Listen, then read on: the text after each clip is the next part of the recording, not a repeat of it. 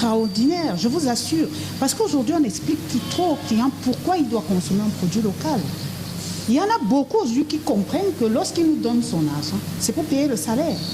Le salaire que nous payons. Ah oui, c'est la création d'emplois. 3-5 personnes derrière. Voilà. Parce que le personnel que vous avez employé aujourd'hui, il a une maman, il a des parents, il a des enfants, les frères, les oncles, les tantes, les machins, qui comptent sur ce petit salaire. Ouais. Vous savez, ça va vous surprendre, mais je n'ai jamais eu l'impression d'être en compétition avec les confrères. C'est pas possible. Parce que je trouve que nous ne sommes même pas assez nombreux.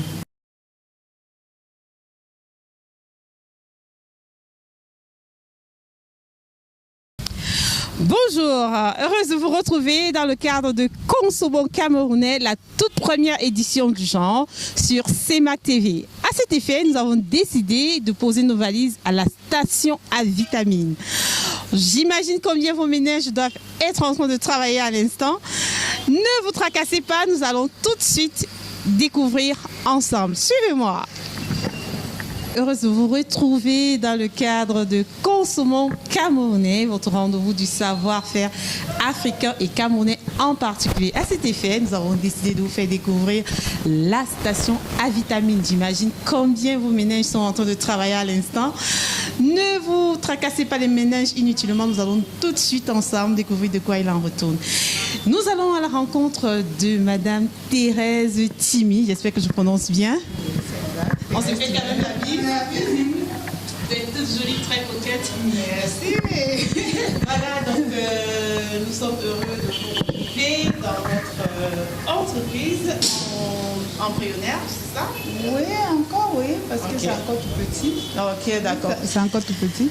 Alors, tout de suite, vous allez nous dire comment est née Station à vitamines. Qu'est-ce qui vous a poussé à mettre sur pied Station à vitamines? Bon, la station à vitamines est née par la volonté de contribuer, par la volonté d'être utile. Oui. Voilà. Donc, c'est né à la cuisine, comme la plupart des petites entreprises. Oui. C'est né à la cuisine, en essayant de chercher une nouvelle source de revenus. Et puis aussi en essayant d'utiliser les matières locales.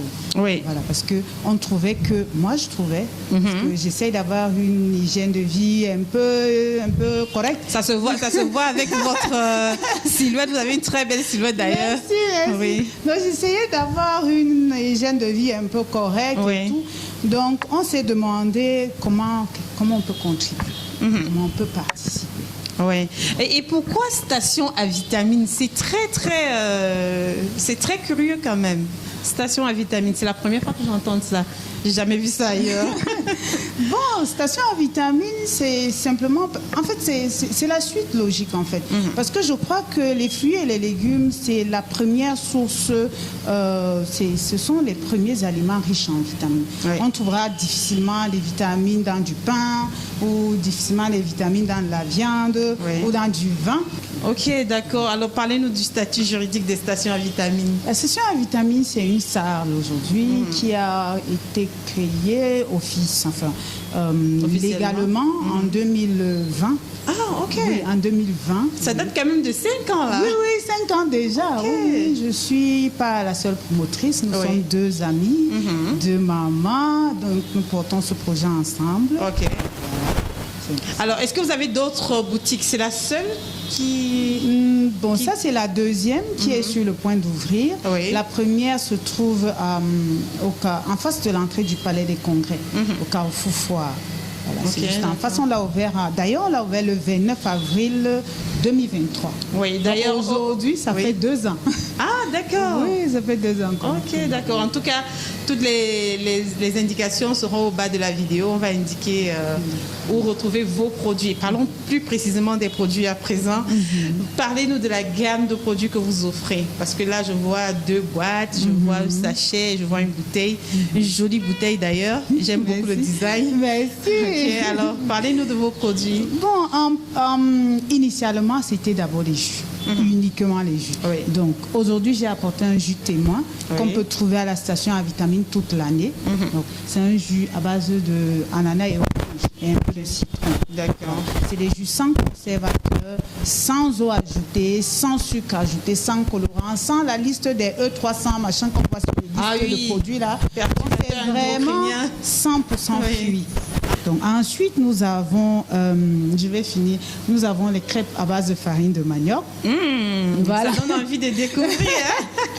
Nous avons les crêpes à base de farine de manioc, sans sucre ajouté, sans sucre raffiné. Voilà. Oui. Donc, le substitut, c'est le miel. Pour rester dans le concept, dans l'idée de manger sain, bio. Oui. Voilà. C'est que de la farine de manioc.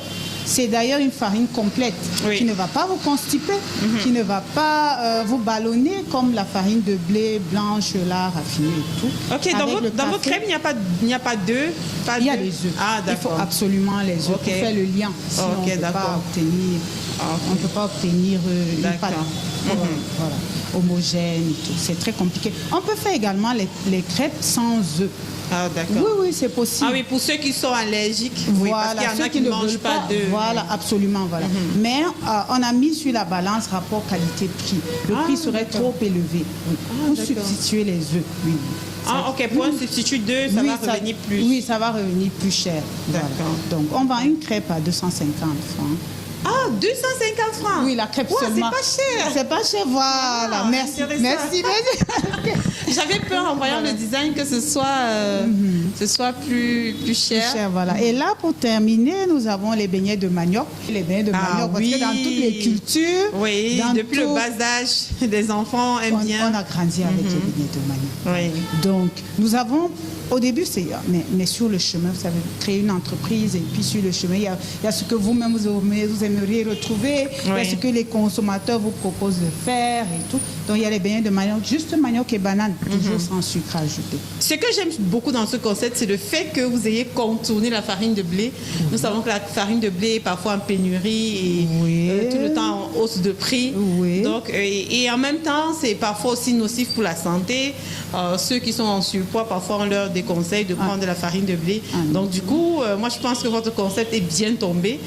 Pour ceux qui veulent contrôler leur ligne, je crois que la station à vitamines est indiquée pour vous. Alors, vous avez parlé des prix des beignets de manioc. Les beignets, le pack, on fait un pack de 20 beignets à 1000 francs. 20 beignets à 1000 francs? Oui. Quand j'ai fait la découverte de vos produits en ligne, j'étais sûre que c'était fait à l'extérieur du pays. Je doutais beaucoup que ce soit fait chez nous.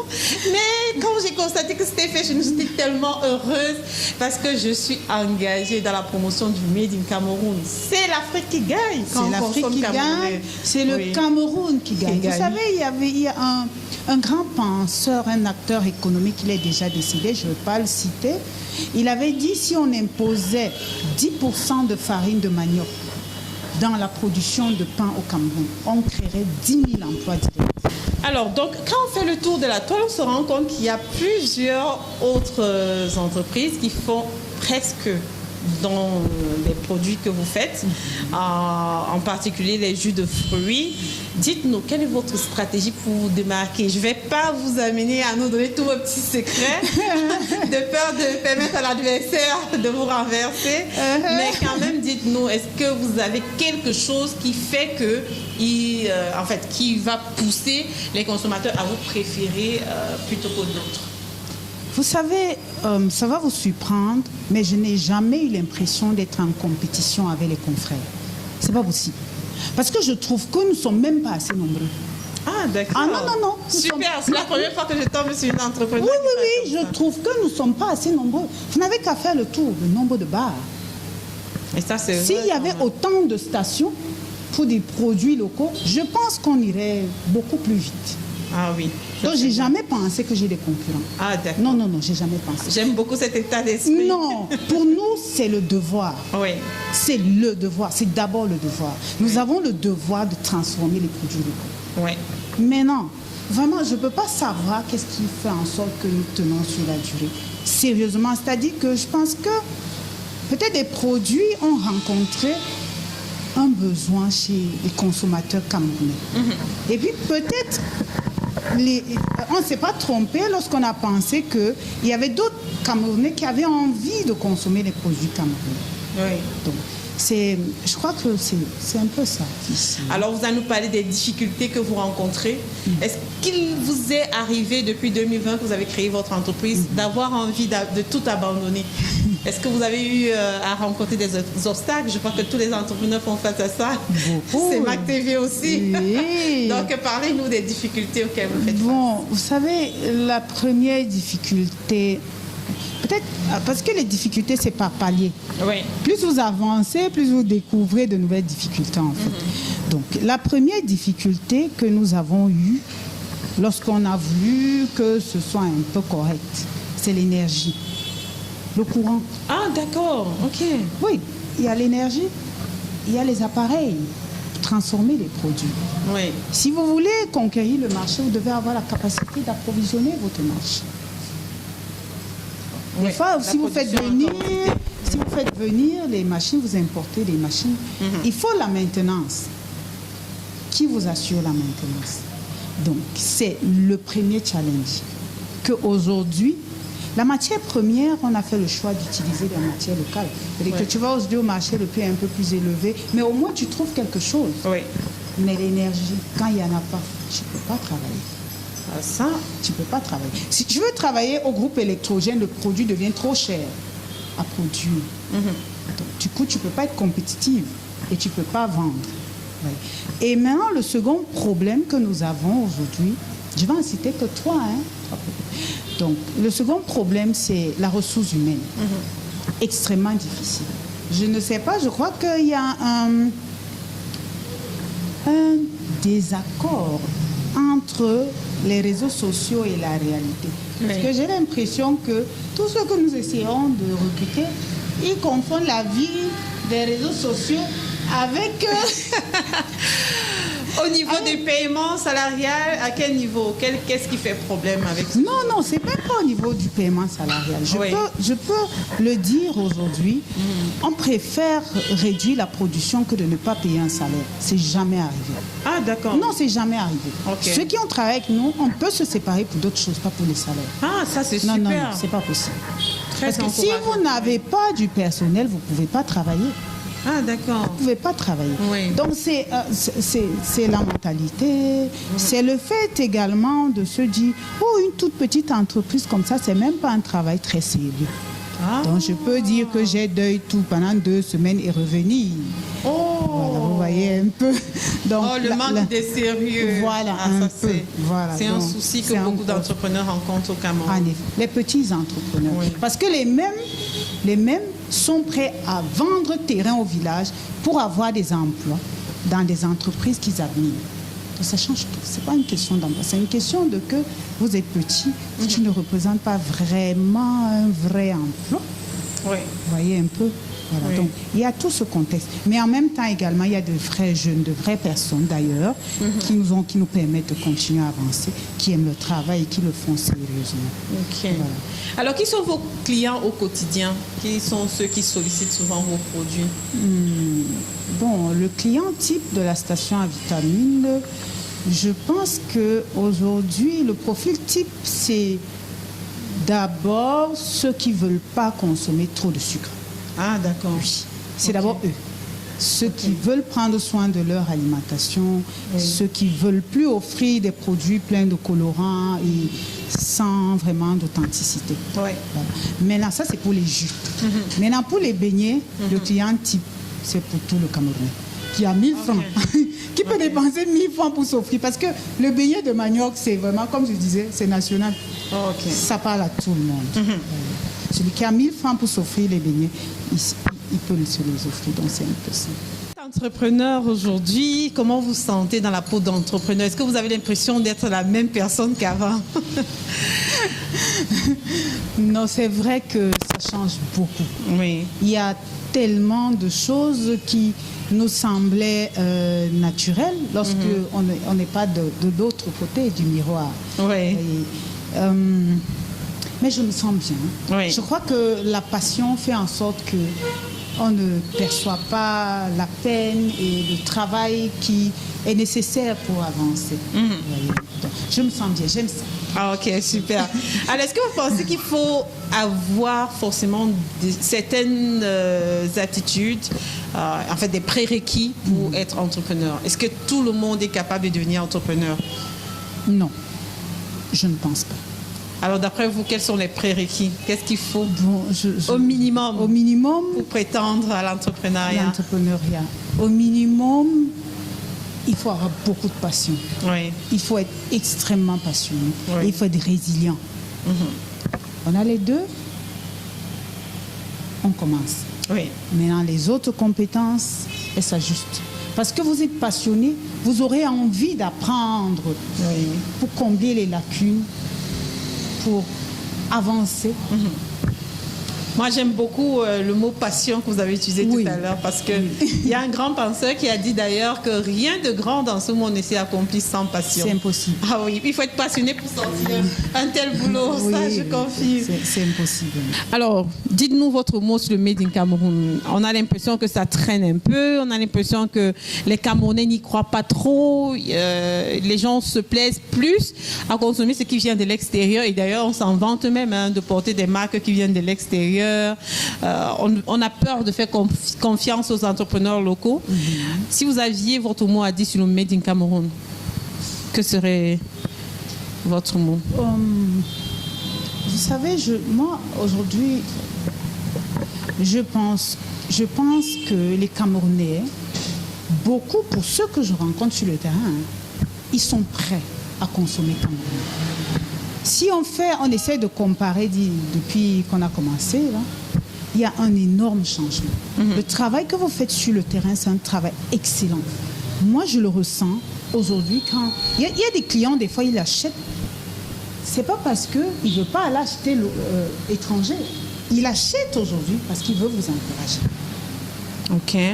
Au début, quand nous avons commencé, c'était très difficile. Quand on crée l'entreprise en 2020, on n'a pas commencé en 2020.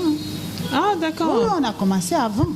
Ah, ça veut dire qu'il faut le cardio dans l'entrepreneuriat. Oui, il faut le cardio, effectivement. Et d'ailleurs, à cette époque, il fallait faire comprendre l'intérêt de consommer local.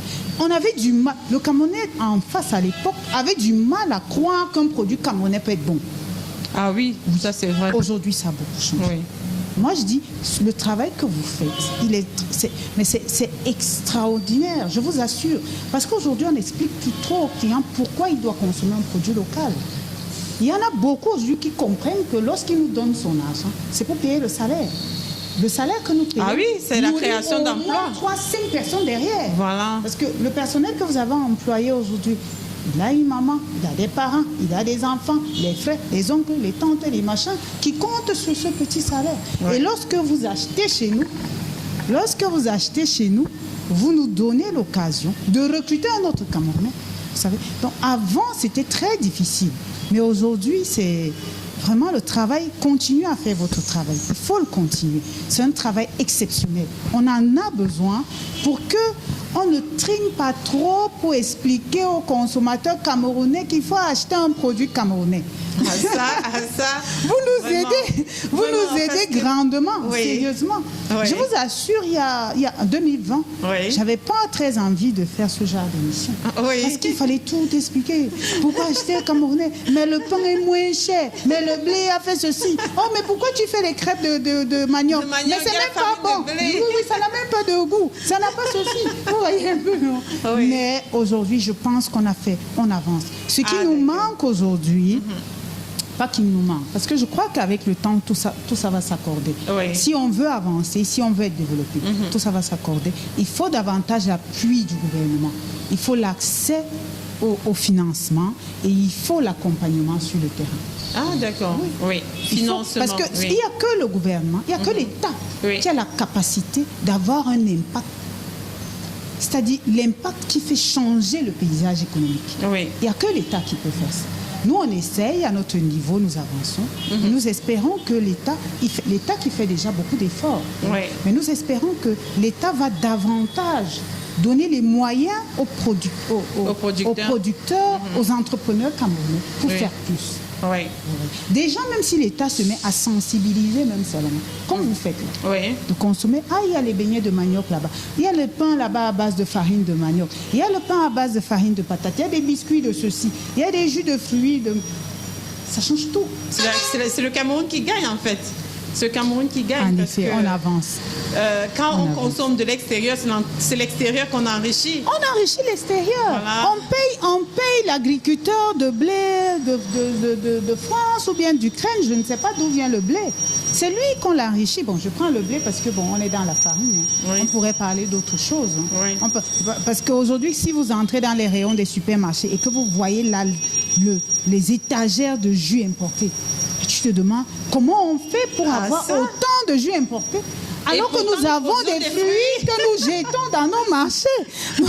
Et ça, c'est vrai. Donc, il suffit une volonté politique. C'est-à-dire que si on décide même que dans tous les supermarchés, on a la moitié des boissons qui doivent être locales dans les étalages, vous allez voir, ça sera exceptionnel. Ah oui, et ça c'est vrai que ça part d'une volonté. Ça va tout changer, en effet. Il faut une certaine volonté. Oui, il faut on espère l'action. que cette doléance va tomber dans de bonnes oreilles et que les choses vont progresser. On l'espère très fort, en effet. Oui. Vraiment, c'était un plaisir de découvrir la station à vitamine. Je crois que je vais aussi m'abonner pour ma ligne. Il le faut. J'aime bien les choses bio aussi. J'aime bien les choses bio, naturelles. J'en fais la promotion d'ailleurs depuis plusieurs années en ligne.